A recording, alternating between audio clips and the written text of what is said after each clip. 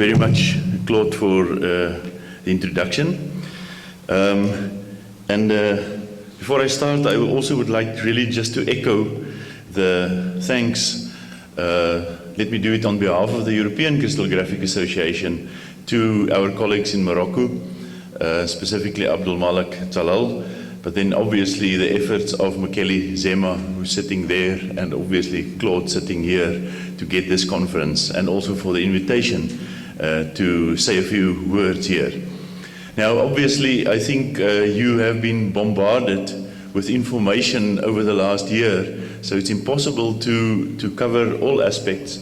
What I thought I would do is, for those of you who do not know the intricate detail of the ECA, I thought similarly as Marv has basically done, to give you a few information bits about the European Crystallographic Association, tell you a little bit about our enthusiasm, and then specifically focus on the expansion that we need to do in the ECA.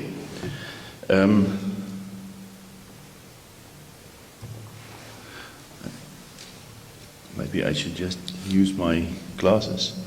Okay, so obviously everything associated with the international year. So question, who is the European Crystallographic Association? And you will see I've got exclamation marks there behind the plus 50, because it's actually spreading much more than plus 50 if you take into account the whole Russian Federation. But to show you similarly than Marv basically did, it is really closely associated to the zero meridian. That's maybe the easiest way to define the span of the European Crystallographic Association.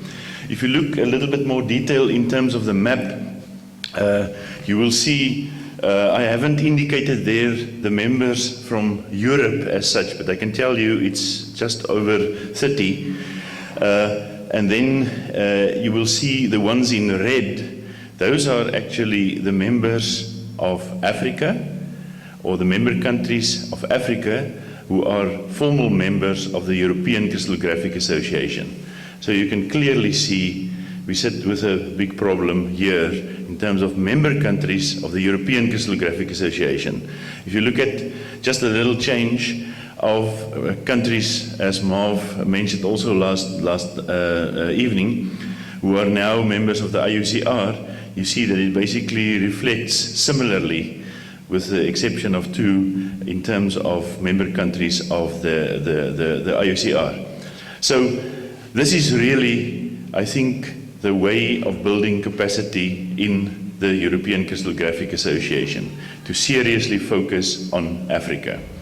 I mean, this has been done already for the last 15 years or so in terms of the efforts done by Claude. So I also just echo the applaud that Claude needs to receive for this, and hopefully he will be with us for quite a long time in terms of these efforts.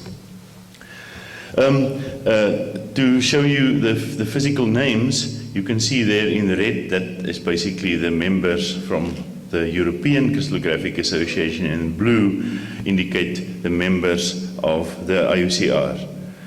Okay, 5 things I want to quickly share with you. Who and what is the Crystallographic Association, the European one? First of all, we're passionate about crystals, as hopefully all of us are here. We also have an executive committee that basically runs in 3-year cycles, and that's basically our current executive committee.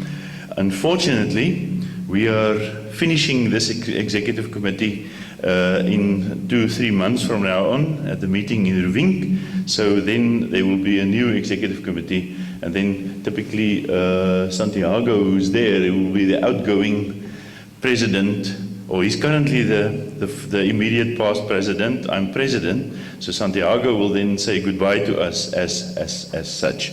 But you can see also those are representation across Europe.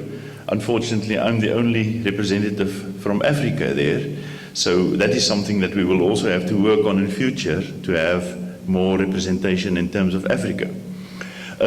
We're also organized in 12 special interest groups. And then now recently we've introduced 2 GIGs, general interest groups, that is currently focused at young people, gig 1, and then senior crystallographers, gig 2. And the idea of those 2 gigs is that they would go across total sciences to stimulate activity in terms of our young people, but also at the same time recognize the activity still left and the passion left in many of our senior colleagues. Similarly, a long list for those of you who will be interested in joining our special interest group similar to the commissions of the IUCR. Please consult our website if you're interested in terms of this. A fourth point is that we're hosting European Crystallographic meetings, ECMs, and it basically works like this. For those of you not aware of that, it's typically in 3-year cycles. So if you consider the let's say the current cycle, the meeting was in Montreal. So in 1 year it will be in Montreal, and then the next 2 following years there will be regional meetings, the ECMs, and I've highlighted this one. So for those of you who have not registered or did not initially plan to come to the meeting in Rouving, it is at the end of August. There's still possibility to come, so please note that. It's the last week in August. Feel free, and please talk to your friends and colleagues to join in at this fantastic meeting that we will have in Rouving. For your information, the next year's one will be in Basel in Switzerland.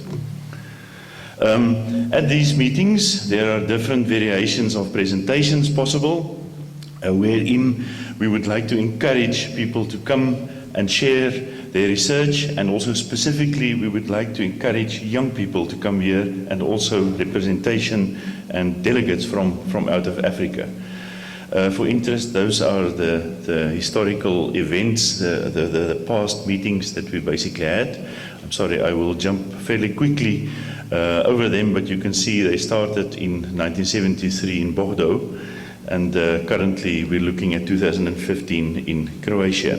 There was 2 of these meetings that were basically held in Africa. So the first one was in 2003 in Durban, and in this regard, Professor Claude Leconte also played a very important part in supporting us there to have an ECM, the first ECM outside the European crystallographic, or let's say the traditional Europe. And then obviously just a few years after that we had a fantastic meeting organized here by our Moroccan colleagues in Marrakesh. So again, in terms of building capacity, a next effort that we will have to do is to ensure that there's another meeting in Africa. Some logos, interesting logos associated with the fantastic world of crystallography, obviously. Fifth, we also award 2 prizes at the European Crystallographic Association. So the first one, the Max Roodt Prize for established researchers, our prestige prize. And then secondly, a Berthaud Prize for our young researcher in the European Crystallographic region. We had a special committee for the International Year of Crystallography, shown basically here. We had a lot of initiatives that we attempted, and I think that we put basically through. So I'm really happy to say that the efforts that came from the European Crystallographic Association toward the International Year, I think it's been very substantial, and I would also like to thank the European colleagues basically for their efforts in terms of this. A few things, a few initiatives are basically shown there, but I just want to highlight also the one in red, the European School in Crystallography, that we basically have implemented.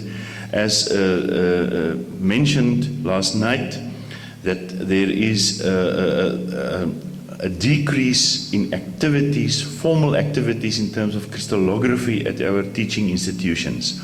And we felt as the European region to formally institute a school, also an annual school.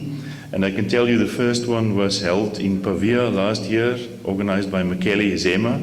It seems like Michele has infinite energies to organize all these things. The second one this year will be held in Oviedo. It will be the first week in September. So for those of you who also would like to encourage some of your students and younger colleagues to attend that, please just contact the website or contact Santiago Garcia Granda directly. The next year's one will be in Roodt also, so there will be then this annual event to build further capacity across the European region. So, I would like to conclude by saying that from my point of view, the big effort is to really focus on Africa. But one has to be careful, and that is what we're also quite careful about. One would like to have an African Crystallographic Association. That is our dream. But at the same time, one should be realistic to say and not to prematurely push and try to get it off the ground if it is not really viable. So we need to ensure that it is viable, and then we can basically move forward with that. But I would really like to ask you all for your support. If you have the possibility to visit Africa, to contribute to Africa, to expand crystallography in Africa, I always said that, you know, people tend to say, you guys in Africa. I come from Africa. But Africa is not an African problem. Africa is a world responsibility, and we all have this contribution to make. So please participate in promoting crystallography and continue to participate in promoting crystallography also in Africa. Thank you very much, guys.